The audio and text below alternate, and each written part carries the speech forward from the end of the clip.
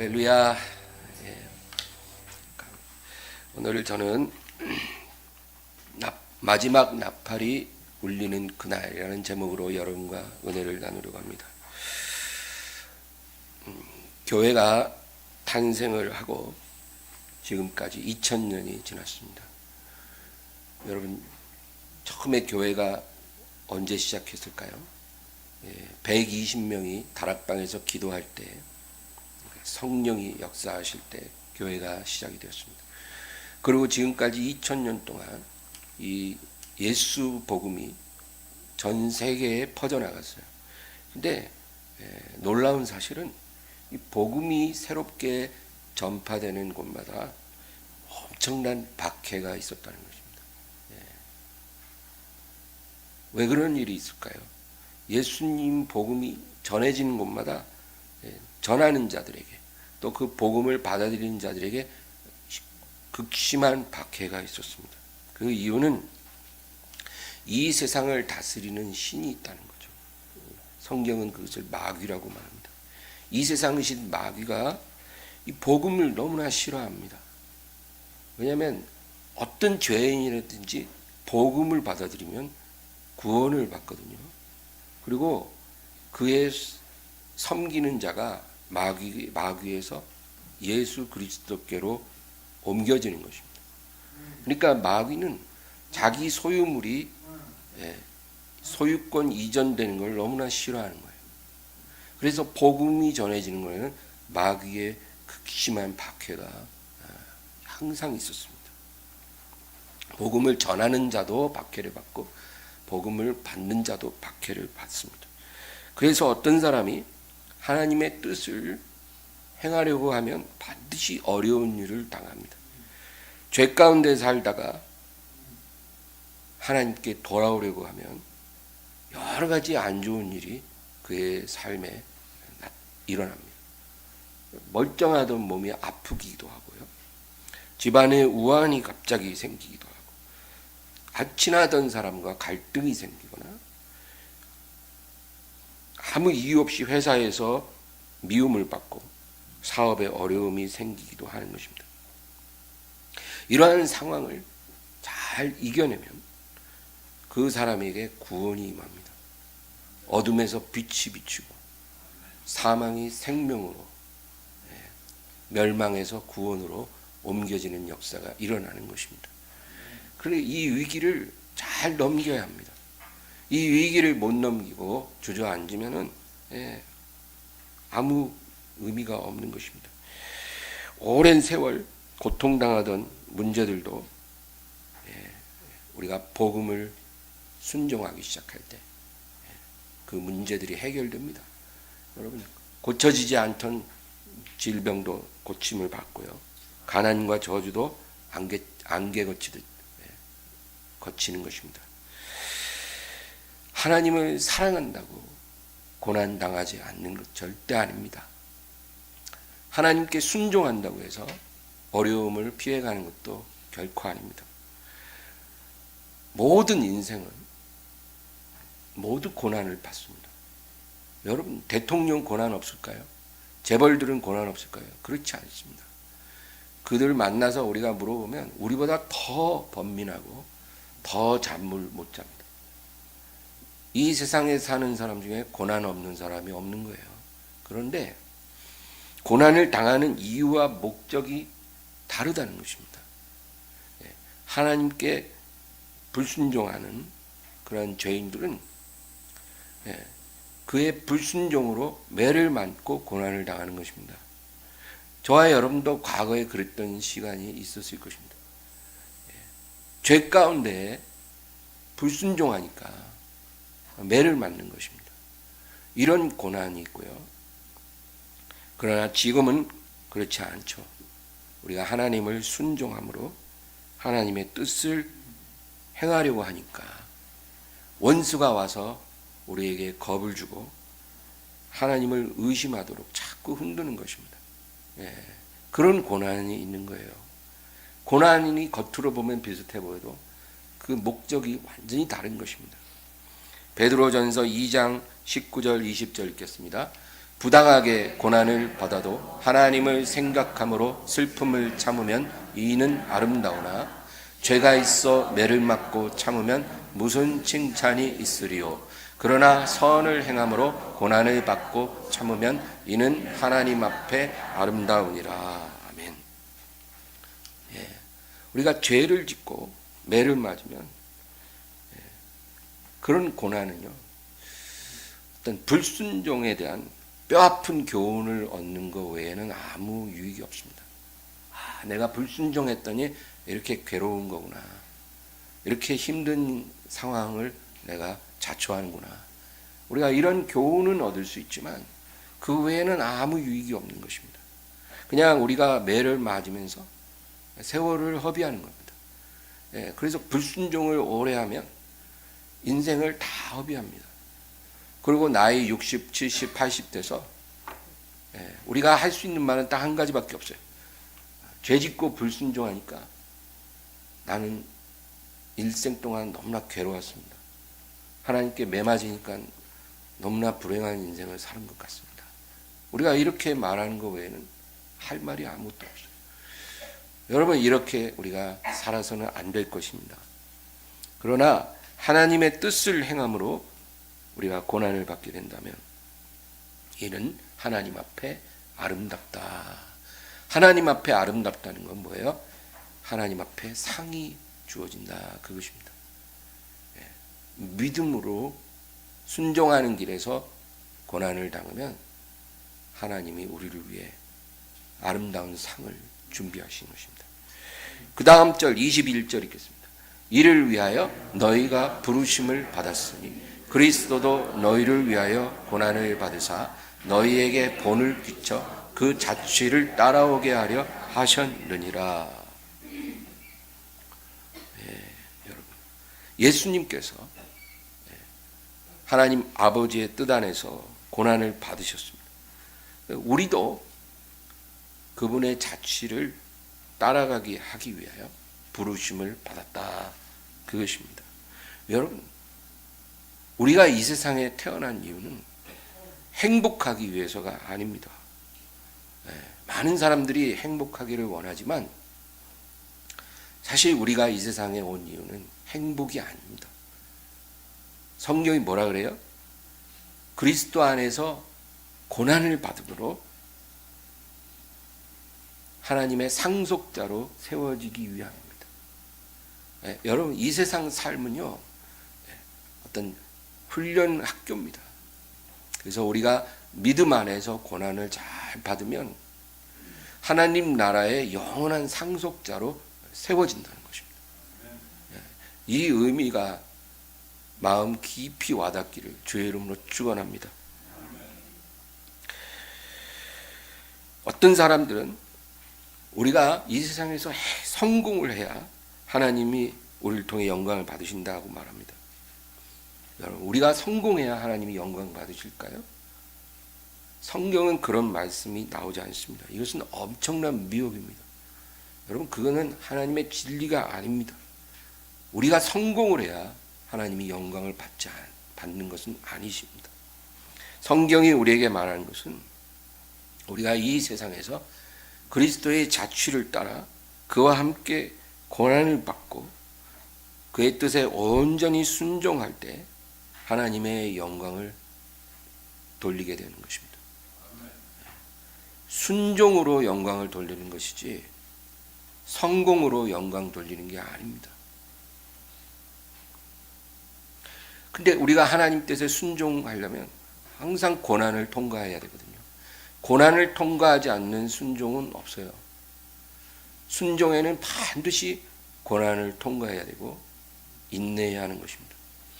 그래야 하나님께서 우리를 통해 영광을 얻으시는 것입니다. 이게 예수님이 가신 길이고 우리가 가야 할 길입니다. 순종하지 않으면서 성공하며 그래서 헌금을 많이 했다. 그것은 하나님의 영광과 아무 상관이 없습니다. 베드로전서 4장 13, 14절 읽겠습니다. 오히려 너희가 그리스도의 고난에 참여하는 것으로 즐거워하라. 이는 그의 영광을 나타내실 때 너희로 즐거워하고 기뻐하게 하려 함이라. 너희가 그리스도의 이름으로 치욕을 당하면 복 있는 자로다. 영광의 영 곧 하나님의 영이 너희 위에 계심이라. 여러분, 믿음을 지키기 위해서 괴로움을 당하시고 있습니까? 내가 하나님을 온전히 섬기기 위해서 내 삶에 여러 가지 고통이 있습니까? 기뻐하고 즐거워하십시오. 그것이 하나님이 우리에게 요구하시는 믿음입니다.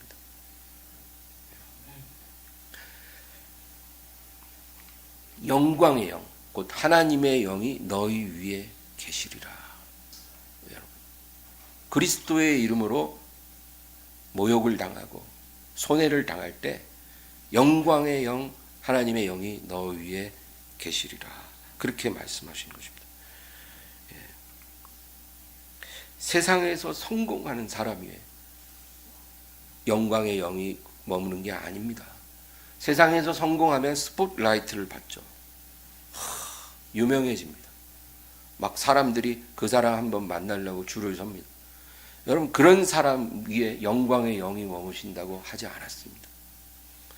그리스도의 이름으로 치욕을 당하면 그 사람이 바로 하나님의 영을 모시고 사는 사람인 것입니다. 그러므로 하나님의 자녀인 저와 여러분이 이 세상을 살아갈 때 우리에게 반드시 필요한 신앙이 부활 신앙, 또 재림 신앙입니다. 이 신앙이 있어야 그리스도의 이름으로 치욕을 당할 때도 기뻐하고 즐거워할 수가 있는 거예요. 네, 우리에게 필요한 신앙이 바로 부활 신앙, 재림 신앙인 것입니다. 네, 너무나 중요합니다.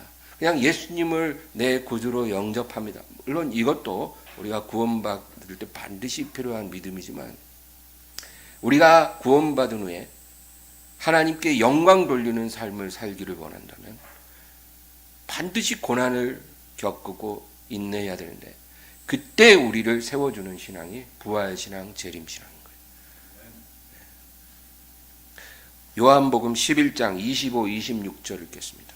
예수께서 이르시되 나는 부활이요 생명이니 나를 믿는 자는 죽어도 살겠고 무릇 살아서 나를 믿는 자는 영원히 죽지 아니하리니 이것을 네가 믿느냐. 여러분, 이 예수님 말씀이 너무나 중요해요. 특별히 25절에 보면 나는 부활이요 생명이니 나를 믿는 자는 죽어도 살겠고, 이게 무슨 말이냐면요, 이 세상 삶을 이제 마치고 죽음을 맞이하는 성도가 있잖아요. 그렇죠? 저도 목사로서 정말 많은 장례식을 가고 또 장례 예배를 또 드렸지만, 하나님을 섬기는 자녀들이 이제 삶을 마치고 죽음을 맞이합니다. 그런데 그런 사람에게 주님 말씀하시는 거예요. 너는 지금 죽지만 부활의 날에 다시 살리라. 주님의 약속인 거예요. 왜? 내가 부활이요 생명이기 때문에. 너는 지금 죽어도 그날에 살리라. 이게 여러분 부활신앙이에요. 우리에게 이 믿음이 필요하다 그 말이에요. 그 다음 절은 무릇 살아서 나를 믿는 자는 영원히 죽지 아니하리니 이것을 네가 믿느냐. 이게 바로 재림신앙이에요. 25절은 부활신앙이고 26절은 재림신앙이에요. 예수님이 재림하시는 그때 살아남아 있는 자들은 영원히 죽지 않고 영광의 몸으로 변화되어 영생에 들어가게 될 것이다. 이 믿음이 재림의 믿음입니다. 사람들은 부활과 재림을 별개로 생각해요. 그렇지 않습니다. 성도의 부활과 그리스도의 재림은 같은 것입니다. 이 두 사건은 같은 날 동시에 일어나는 사건이에요. 예수님이 재림하시는 그날에 성도의 부활이 일어나는 것입니다. 그리스도 안에서 죽은 자들이 언제 살아나요? 예수님이 재림하시는 그날에 다시 부활하는 것입니다. 그러니까 부활과 재림은 동전의 양면과 같은 거예요. 주의 재림의 날이 곧 성도의 부활의 날인 것입니다. 데살로니가전서 4장 16, 17절 읽겠습니다. 주께서 호량과 천사장의 소리와 하나님의 나팔 소리로 친히 하늘로부터 강림하시리니 그리스도 안에서 죽은 자들이 먼저 일어나고 그 후에 우리 살아남은 자들도 그들과 함께 구름 속으로 끌어올려 공중에서 주를 영접하게 하시리니 그리하여 우리가 항상 주와 함께 있으리라. 아멘. 이제 마지막 날에 마지막 나팔 소리가 울릴 때 예수님이 재림하시는 것입니다. 마지막 나팔 소리가 울리면 그날이 바로 주님이 재림하시는 날이에요. 근데 그날에 무슨 일이 일어난다 그랬어요? 그리스도 안에서 죽은 자들이 일어나는 것입니다. 지금 주 안에서 돌아가신 분들은요, 그 영혼이 쉬고 계시고 잠자고 있습니다. 낙원이란 아름다운 곳에서 쉬고 있어요. 그들이 부활의 날에 일어나는 거죠. 그래서 부활의 몸을 입게 된다는 거예요. 그 후에 우리 살아남은 자들도 그들과 함께 구름 속으로 끌어올려 공중에서 주를 영접하게 하시리니 우리가 항상 영원히 주와 함께 있으리라. 아멘. 그것입니다. 그러므로 여러분, 부활은 곧 재림과 같은 의미입니다. 그 다음 절 18절입니다. 그러므로 이러한 말로 서로 위로하라. 예, 여러분, 아까 제가 하나님께 영광 돌리기 원하는 하나님의 자녀들이 이 세상에서 어떻게 살아야 한다 그랬어요? 성공하라 그랬어요? 아니죠. 그리스도의 이름으로 고난을 받으라는 거죠. 우리가 그렇게 살아가고 마지막 날에 승리하기 위해서는 이 부활신앙, 재림신앙으로 우리가 서로를 위로하라. 그 말입니다. 서로가 이 신앙으로 서로를 위로하라. 오늘 본문 고린도전서 15장으로 가겠습니다. 여러분, 이 고린도전서 15장은 부활에 있어서 아주 중요한 장입니다. 31절 말씀입니다. 형제들아, 내가 그리스도 예수 우리 주 안에서 가진 바 너희에 대한 나의 자랑을 두고 단언하노니 나는 날마다 죽노라.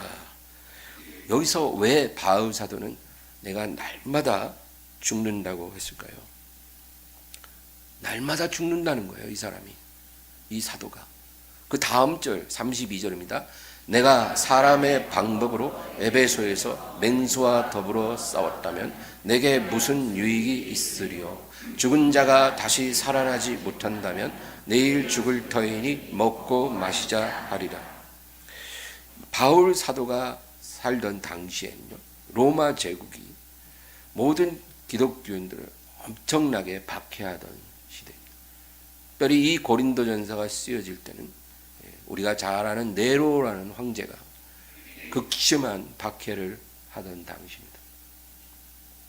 그래서 예수님을 전하는 자나 믿는 자들은 엄청난 박해를 받고 심지어는 순교를 하는 것입니다.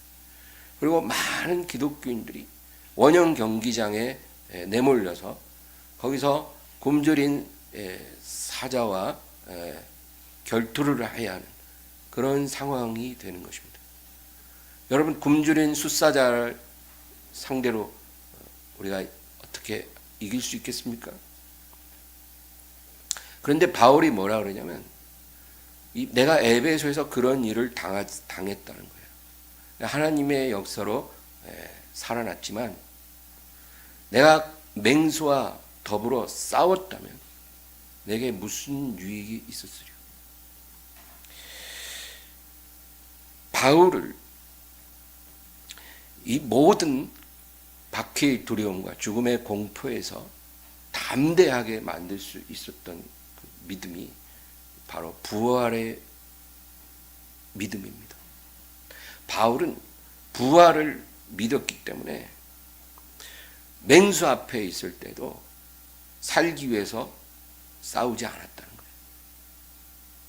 맹수가 자기에게 다가올 때도 그는 살기 위해서 몸부림치지 않았다는 겁니다.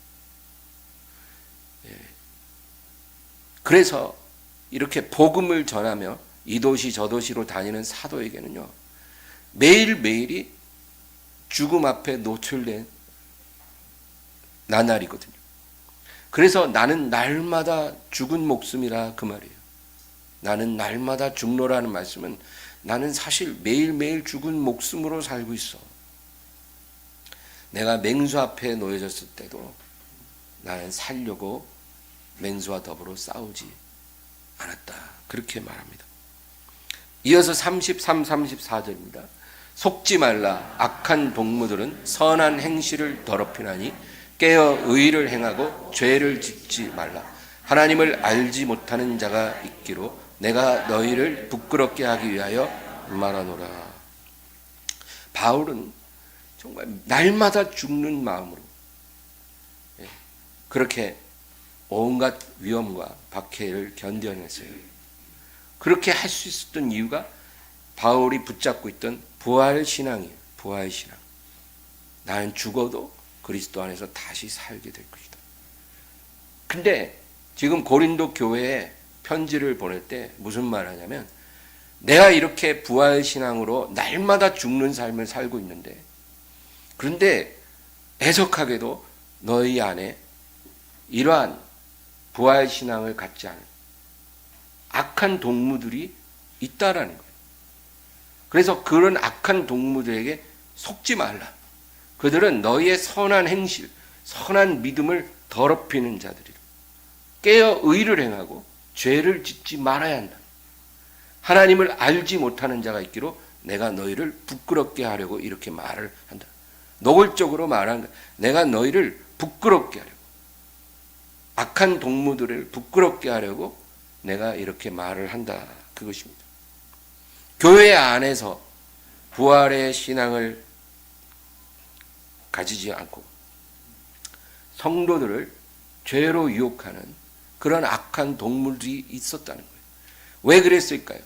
그들은 부활을 믿지 않기 때문에 이 세상 삶을 아무렇게나 살아가는 사람들이었다는 겁니다. 인생은 한 번밖에 없다 그래요. 여러분, 이 세상에서 그런 얘기는 엄청 많이 듣죠. 인생이 한 번밖에 없다는 건 맞는 말이죠. 그러나 인생 이후에 진짜 인생이 있다는 것을 그들은 모른다는 거예요.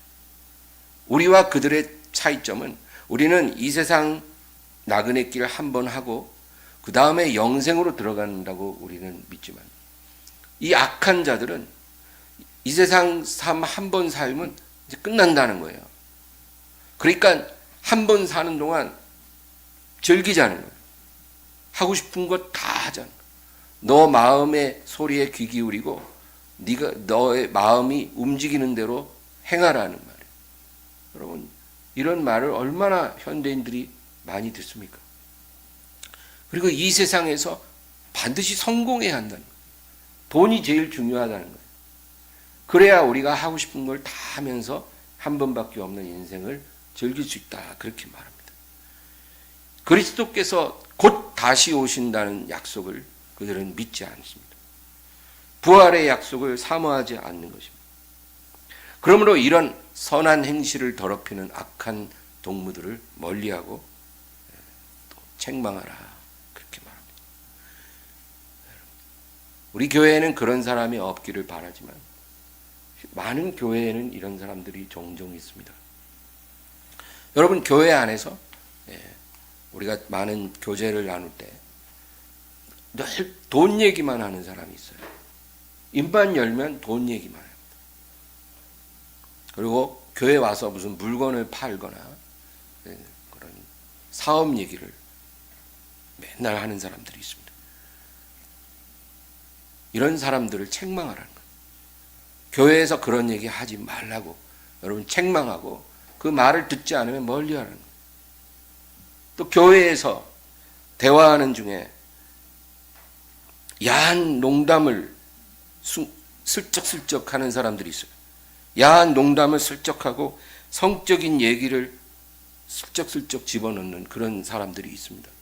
이런 사람은 음란한 사람이에요. 이런 사람들을 책망하라는, 그런 얘기 하지 마세요. 성도님, 교회 안에서 그런 야한 말 하지 마십시오. 그런 더러운 말은 농담이라도 하지 마십시오. 책망하고, 그래도 안 들으면 그 사람은 멀리 하라는 거예요. 고린도후서 7장 1절 읽겠습니다. 그런즉 사랑하는 자들아, 이 약속을 가진 우리는 하나님을 두려워하는 가운데서 거룩함을 온전히 이루어 육과 영의 온갖 더러운 것에서 자신을 깨끗하게 하자. 부활의 약속, 재림의 약속을 가진 우리는 하나님을 두려워하는 가운데 거룩함을 온전히 이루어 육과 영의 온갖 더러운 것에서 자신을 깨끗하게 하자. 분명하게 말씀하신 것입니다. 요한일서 3장 3절입니다. 주를 향하여 이 소망을 가진 자마다 그의 깨끗하심과 같이 자기를 깨끗하게 하느니라. 교회에 입교해 있다고 해서 하루아침에 우리의 생각과 말이 깨끗해지는 것은 아닙니다. 시간이 흘러야 돼요. 그러나 우리는 깨끗해지기를 사모해야 하는 것입니다. 옛사람의 생각, 옛사람의 행실을 부끄럽게 생각해야 하는 것입니다. 그러면 성령의 도우심으로 우리 조금씩 순종하게 되고 거룩함을 향해 나아가는 거죠. 그런데 교회 안에 아주 뻔뻔하고 태연하게 음담패설을 하거나 탐심이 가득한 눈으로 죄를 짓는 그런 사람들이 있다라고 사도가 책망하는 것입니다. 베드로후서 2장 14절입니다. 음심이 가득한 눈을 가지고 범죄하기를 그치지 아니하고 굳세지 못한 영혼들을 유혹하며 탐욕에 연단된 마음을 가진 자들이니 저주의 자식이라. 이 바깥에 있는 사람들 얘기가 아니라 교회 안에 이런 사람들이 있다는 거예요. 음심이 가득한 눈을 가지고 여인들을 눈으로 바라보고 간음하고 굳세지 못한 사람들을 유혹하고 탐심에 연단된 마음을 가진 자들이 있다는 거예요. 교회 안에 이런 저주의 자식들이 있다는 거예요. 여러분, 만약에 우리 교회 안에 이런 사람이 있다면 여러분 책망하시기 바랍니다. 본문으로 가겠습니다. 고린도전서 15장 47, 48절 읽겠습니다. 첫사람은 땅에서 났으니 흙에 속한 자이거니와 둘째 사람은 하늘에서 나셨느니라. 무릇 흙에 속한 자들은 흙에 속한 자와 같고 무릇 하늘에 속한 자들은 저 하늘에 속한 이와 같으니. 이게 무슨 말일까요? 땅에서 난 첫사람, 땅에서 난 첫사람은 누구예요? 아담이죠. 이 아담은 흙에 속한 자라고 말합니다. 그런데 둘째 사람이 있다는 거예요. 누구예요? 예수님이죠. 예수님은 어디에서 나셨어요? 하늘에서 나셨다는 거예요. 그러므로 흙에 속한 자들은 아담에 속한 자와 같고 하늘에 속한 자들은 예수님께 속한 자와 같다. 이 세상에는 이렇게 두 종류의 사람이 있다는 거예요. 성경은 사람을 이렇게 두 가지로만 분류합니다. 세상은 어떻게 분류해요? 사람을 가진 자, 못 가진 자, 그죠? 성공한 자, 성공하지 못한 자, 많이 배운 자, 못 배운 자, 잘난 자, 못난 자, 이런 식으로 세상은 분류하는데요. 우리가 사람을 세상의 기준으로 보면 절대 안 돼요. 우리는 하나님의 기준으로 사람을 봐야 합니다. 성경이 뭐라 그래요? 흙에 속한 자, 땅에 속한 자와 하늘에 속한 자. 성경은 이렇게 두 종류의 사람만 얘기합니다. 우리가 과거에는 땅에 속한 자였어요. 아담의 자손이었어요. 그런데 지금은 하늘에 속한 자, 예수님께 속한 자가 된 줄로 믿습니다. 그 다음 절 49절입니다. 우리가 흙에 속한 자의 형상을 입은 것 같이 또한 하늘에 속한 이의 형상을 입으리라. 네. 여러분, 우리의 속사람은 완전히 새 사람 됐어요. 우리 안에 성령이 거하시고 우리의 영은 거듭난 영입니다. 믿으십니까? 우리의 영은 과거의 옛사람의 영하고는 다릅니다. 새로운 피조물이에요. 그러나 이 영을 감싸고 있는 이 질그릇, 우리의 육체는요, 아직까지는 아담의 형상을 입고 있다. 그 말입니다. 아직은. 근데 언제 우리의 이 육체가 변해서 예수님의 형상을 입을까요? 부활의 날이에요. 그래서 부활의 날을 우리가 기다리는 거예요. 마지막 나팔이 울리는 그날, 예수님이 재림하시는 그날, 그날이 바로 부활의 날이고 우리의 이 육체가 변화받아서 아담의 형상이 아니라 예수님의 형상으로 변화되는 날인 것입니다. 우리는 그날을 사모해야 되는 거예요. 비록 우리가 이 땅에서 아담의 형상으로 살기 때문에 우리의 몸이 점점 낡아져요. 옷이 낡아지는 것처럼 쓰면 쓸수록 낡아지는 이 아담의 몸이에요. 점점 후패해져요. 누가 그러더라고요, 저보고. 4년 전, 5년 전 이 엠마오 교회 개척할 때만 해도 흰머리가 그렇게 많지 않았대요. 근데 불과 4, 5년 만에 검은 머리보다 더 많아진 것 같아요. 제가 그걸 원했겠냐고요. 원치도 않은 이 흰머리들이 막 나요. 앞으로 더 많아지죠. 더 적어질 일은 없겠죠. 몸도 달라졌어요. 4년 전보다. 4년 전만 해도 제가 3월 달에는 장판도 안 끼고 잤거든요. 지금도 끼고 자요. 아마 내일도 낄 거예요. 그만큼 몸이 점점 낡아지고 있다는 거죠. 왜 그래요? 아담의 몸이기 때문에 그래요. 그러나 우리가 흙에 속한 자의 형상을 입은 것 같이 마지막 날, 마지막 나팔이 울리는 그날 하늘에 속한 이의 형상을 입게 될 것입니다. 왜 우리의 형상이 변해야 할까요? 그 다음 절 50절입니다. 형제들아 내가 이것을 말하노니 혈과 육은 하나님 나라를 이어받을 수 없고 또한 썩는 것은 썩지 아니하는 것을 유업으로 받지 못하느니라. 여러분 우리의 몸이 변화해야 되는 필연적인 이유가 여기 있어요. 왜냐하면 지금 우리가 입고 있는 이 아담의 형상은요 썩어지는 몸이거든요. 썩어지는 몸으로는 썩어지는 혈과 육을 가지고는 썩지 아니하는 하나님 나라를 물려받을 수가 없어요. 그 나라에 들어갈 수가 없는 거예요. 썩어지는 몸 갖고는 영원한 나라에 못 들어가요. 그래서 그 영원한 나라, 썩지 아니하는 유업을 우리가 받으려면 우리 몸이 썩지 아니하는 몸을 입어야 한다는 것입니다. 그래서 하나님이 그 나라를 우리에게 주시기를 기뻐하시는데 그 나라에 우리가 들어가기 위해서 반드시 부활의 날에 우리 몸이 변화를 받는 것입니다. 그리고 나서 이제 중요한 비밀을 바울 사도가 공개를 합니다. 52절입니다. 보라 내가 너희에게 비밀을 말하노니 우리가 다 잠잘 것이 아니요 마지막 나팔의 순식간에 호련히 다 변화되리니 나팔 소리가 나매 죽은 자들이 썩지 아니할 것으로 다시 살아나고 우리도 변화되리라. 비밀도 아니에요. 이젠 너무나 중요한 진리의 말씀입니다. 마지막 나팔이 울릴 때 우리가 순식간에 호련히 변화를 받을 것이다. 죽은 자들이 썩지 아니할 부활의 몸으로 다시 살고 살아있는 우리도 변화되리라. 예수님도 이와 똑같은 비밀을 말씀하셨어요. 요한복음 5장 28, 29절입니다. 이를 놀랍게 여기지 말라. 무덤 속에 있는 자가 다 그의 음성을 들을 때가 오나니 선한 일을 행한 자는 생명의 부활로 악한 일을 행한 자는 심판의 부활로 나오리라. 여러분 2000년 전 무덤에서 부활하신 예수님만 우리가 감사할 일이 아니에요.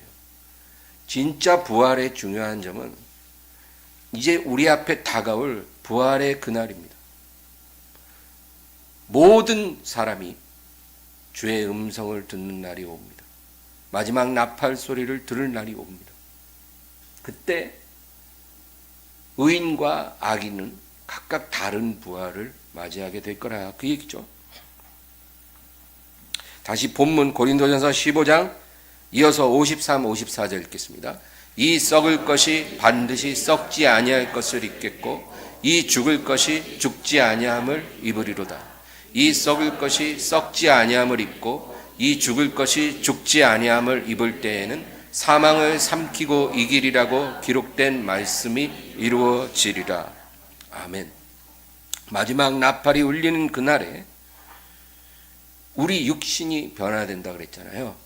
어떻게 변화돼요? 썩을 것이 썩지 아니할 것을 입고 죽을 것이 죽지 아니함을 입으리로다. 여러분, 지금 우리 몸이 점점 낡아지고, 그렇죠? 썩어질 몸이라 그래요.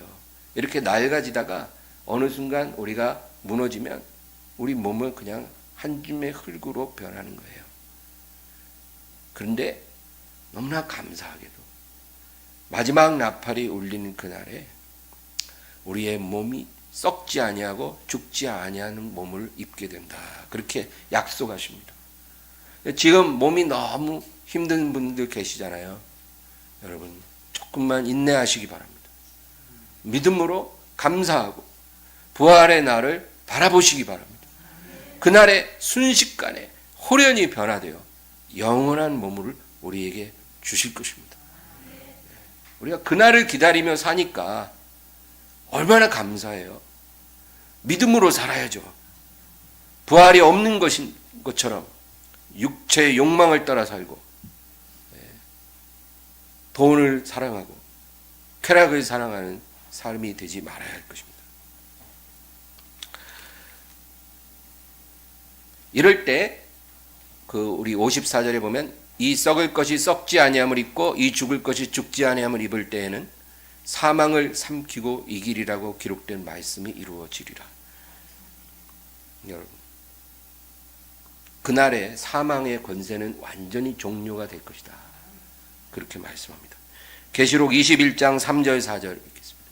내가 들으니 보좌에서 큰 음성이 나서 이르되 보라, 하나님의 장막이 사람들과 함께 있음에 하나님이 그들과 함께 계시리니 그들은 하나님의 백성이 되고 하나님은 친히 그들과 함께 계셔서 모든 눈물을 그 눈에서 닦아주시니 다시는 사망이 없고 애통하는 것이나 곡하는 것이나 아픈 것이 다시 있지 아니하리니 처음 것들이 다 지나갔음이로라. 아멘. 그날에 우리가 주님 앞에 서게 되는 날에 모든 눈물을 그 눈에서 닦아주시고 다시는 사망이나 애통이나 곡하는 것이나 아픈 것이 있지 아니하리라. 죽는 일이 없다는 것입니다. 고통당하고 슬픔당하고 괴로운 일이 더 이상 없을 것이다. 여러분, 그런 나라에 들어가고 싶지 않으세요? 이건 만약에 제가 만드는 말이면 저는 신흥 종교 교주겠죠. 그렇지 않습니다. 이 말씀은 영원하신 하나님의 말씀인 거예요. 우리가 하나님의 약속은 믿을 수 있지 않겠어요? 부모의 말도 우리는 온전히 믿기 어려워요. 왜? 부모도 약속을 지킬 능력이 없거든요. 아내의 말, 남편의 말도 우리가 온전히 믿을 수는 없어요. 그러나 하나님의 약속은 믿을 수 있습니다. 예수님은 십자가에서 죄의 권세를 이기셨습니다. 그리고 무덤에서 나오실 때 사망의 권세를 이기셨어요.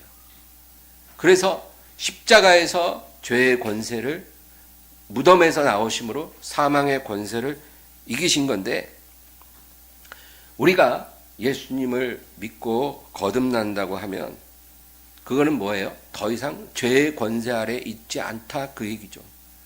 우리가 십자가에 못 박이신 예수님이 나를 위해 죽으셨다는 사실을 믿고 그분을 영접하면요, 우리는 더 이상 죄의 권세 아래 있지 않다는 것입니다. 로마서 6장 14절입니다. 죄가 너희를 주장하지 못하리니 이는 너희가 법 아래 있지 아니하고 은혜 아래에 있음이라. 얼마나 감사합니까? 우리가 예수님을 믿고 구원받았다고 해서 죄를 안 짓는 건 아니에요. 아무리 죄를 미워해도 우리가 연약하기 때문에 때로는 죄를 범합니다.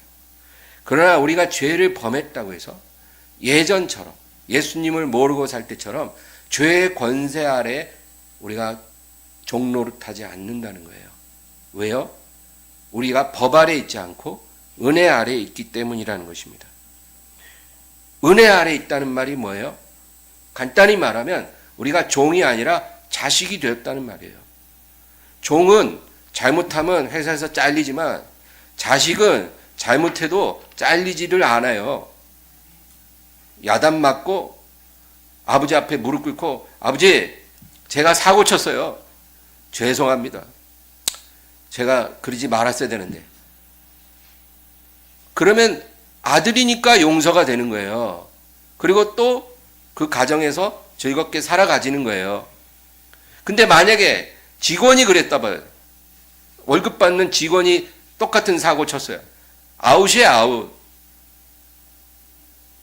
그 회사에 못 있어요. 그러니까 여러분, 우리가 종이었다가 아들 됐다는 게 뭐예요?